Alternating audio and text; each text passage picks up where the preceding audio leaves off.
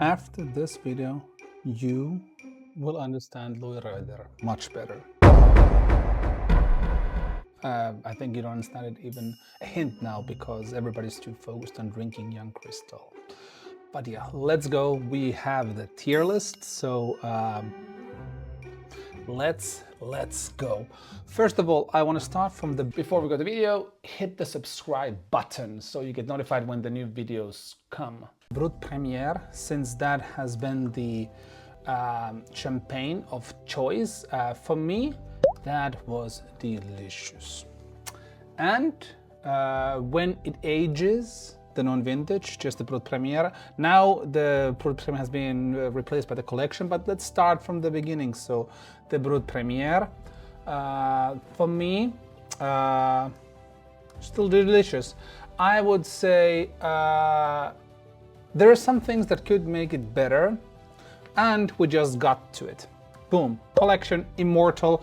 It is how it should be done. They always had the Roederer code, which you could find out the harvest year, the disgorgement dates, all the absolute information that you desire as a wine drinker, as a collector, as a champagne lover.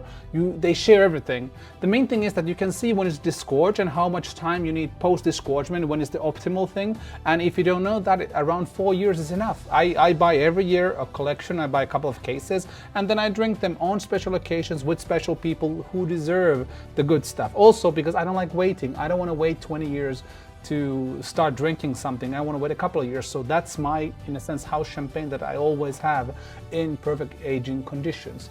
And then when you age it, and now, I mean, we talk about aging, we're gonna then not talk about this millennium when we talk about, for me, in like 90s, champagne is still young champagne, but we can call that in a sense where the aging, like it does get better with age. For me, I would still say the collection is delicious, but it is best in the couple of years. That is the thing. It will then go to other things, then we go with the vintages. There's a reason why vintage champagne is done and why it will be such a huge thing in the future to understand more. But vintages are better when there's a great vintage. Great vintage with age will always beat the non-vintage. Non-vintage will never beat the vintage. And non-vintage is easier to drink and faster. And when you have the blend of the older vintages. And I love how Roederer shows everything. That is so crazy. It's the production of Cristal is 1 million bottles. I actually don't know how much is total Roederer. Maybe it's 5 million bottles, something like that. Or can be somewhere around there.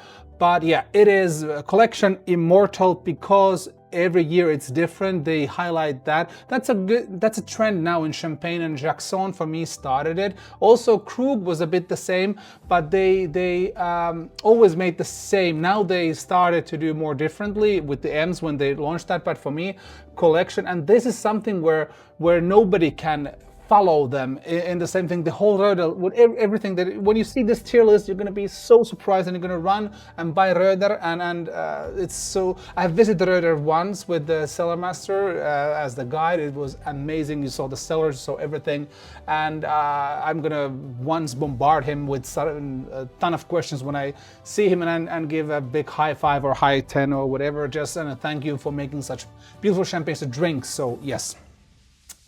Roederer vintages as young, boring, doesn't show nothing. With age, immortal. The reason why Roederer is so immortal and everything, it is the quality of work that they do in vineyards. They work like they're in Burgundy, but they have like, I think it's 280 hectares or something like that. They buy grapes, but that's for the collection and the former Brut Première. All the vintages come from their own vineyards. So they are like a domain in the sense of that. It is, and they do a lot of those in different things. So for me, vintage, and also if you taste the vintages with age, like the 2000, I just had it 2000 and something from the 90s, they are like insane. They're insane. They're absolutely insane. And vintages are earlier drinkable than prestige cuvées.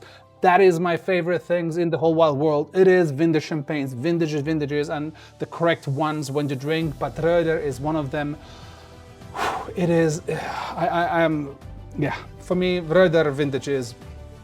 And then same with the Rosé, young, boring, And it is boring, and if you disagree with me, you're an idiot, and I don't care. I don't care.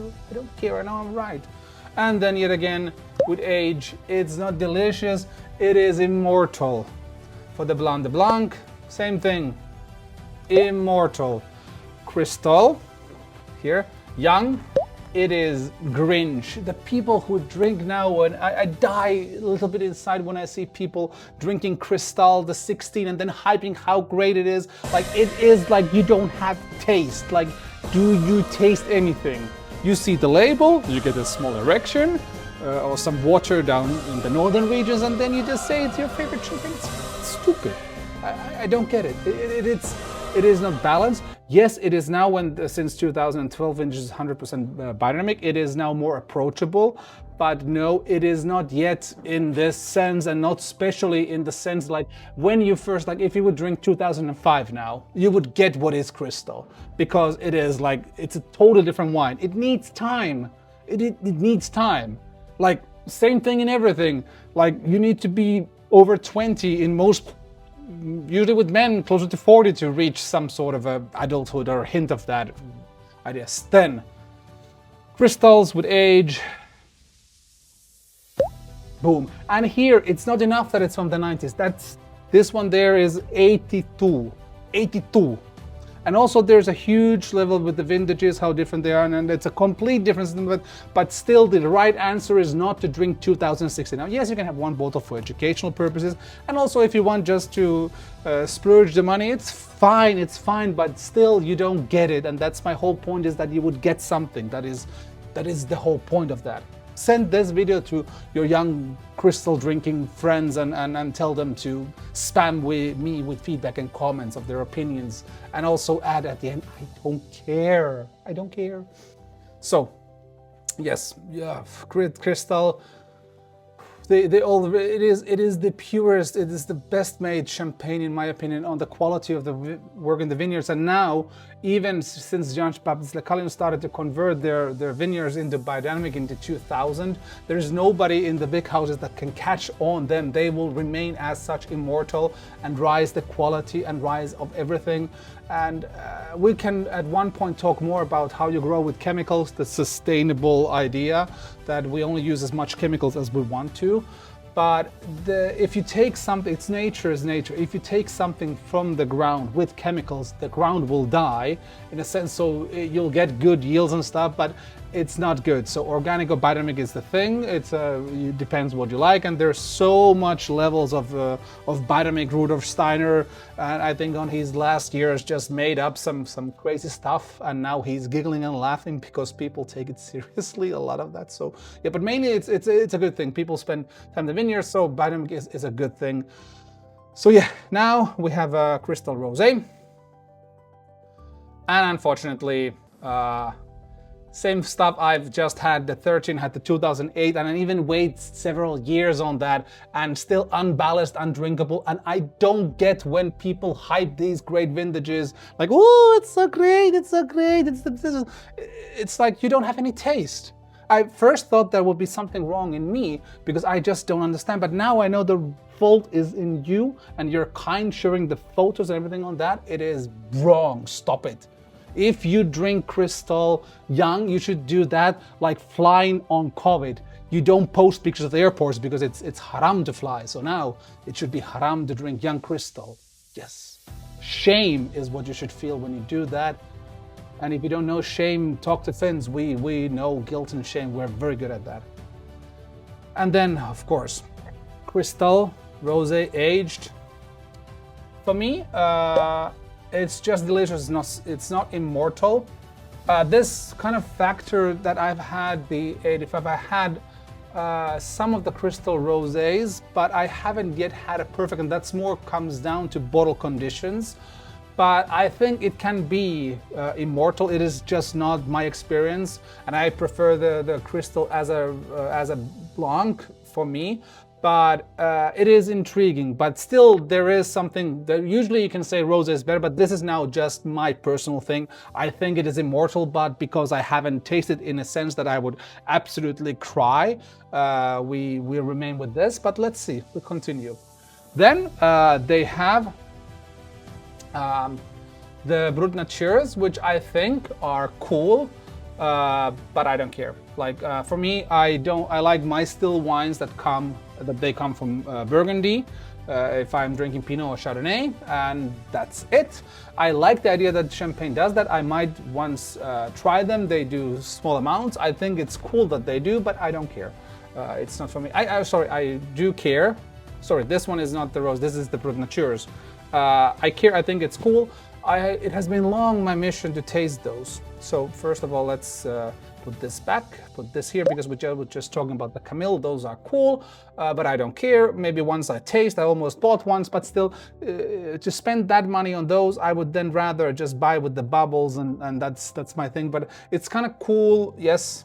Then we have Stock. I loved when it just came when I met Jean-Baptiste. It was 2014 when I visited Roederer, and he told me that it's like a rally car. So you take the dosage out and you can play it. So it's like his tool. So I think it's cool, but I cannot say it's delicious because I haven't tasted it because I don't care so much apparently, which is kind of weird. I will buy some of them and I will give you my opinion. I'll do a video on that. But for now, it's on the neutral, and like I said, the tier of this, it's boring, it's neutral, it's not necessarily bad. The only bad thing here is that I haven't yet tasted it, and I'm okay to admit that I should have had, but still, like when I go and purchase something, it's never that. So it's what it is, and it's better to be honest with everything. Then we go to something that is just immortal. It is the collections, both in rosé and stuff. This is a beautiful thing. They have small quantities of vintages that they age longer on yeast, so just like the P2 has been done, which is beautiful. And they are also from different villages, so this goes to the niches. I love what they are doing with this, and these are still in reasonable prices. They're around 300 euros a bottle, which is like, it is absolutely immortally, insanely, super duper great. It is, yeah. Then the Œnothèque crystals. I have avoided going for those because in the initials I thought that they were like close to 1.5k, 2k, something like that. And now because of this video, I did some research and I actually figured out that it's like a 1,000 euro bottle. So.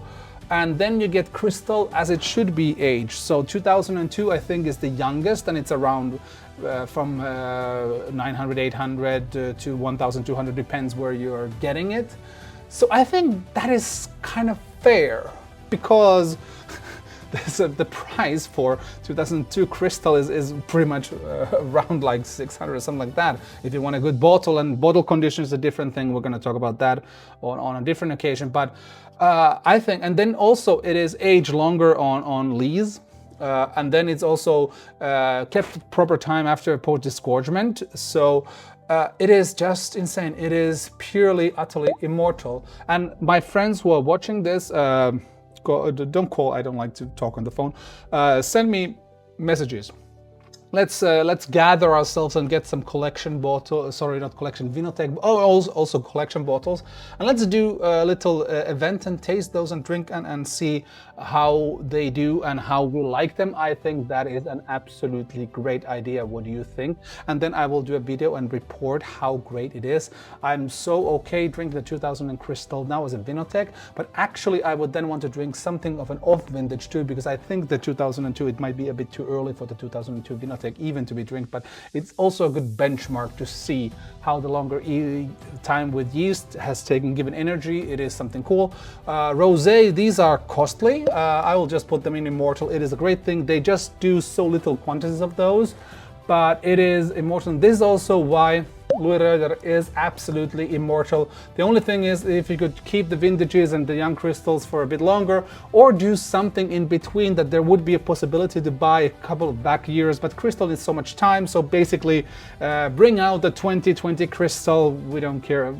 Start doing like imprimeurs like Bordeaux does, pre-sell them, don't care. Cristal is still immortal at old bottles, and the collection is there, the vintage are there. There is Roederer is immortal. Roederer is immortal. Now you get what is Roederer. It is the house to compare, and it is privately owned by the family. And the good thing is that they don't take visitors, so they don't have tourism. If you want to feel what they do, have a glass of their bubbly, and I will have a glass next week. Yes, that is the destiny, to drink some Roederer. So yeah, this was good. Yeah, Roederer immortal. And yes, I want to thank everybody who's a patron of mine. If you like the videos that I do, consider supporting me on Patreon. It is a good place. You see some of the behind the scenes stuff as I create new series and all this. It's a great place to be, so check that out. The link is in the description.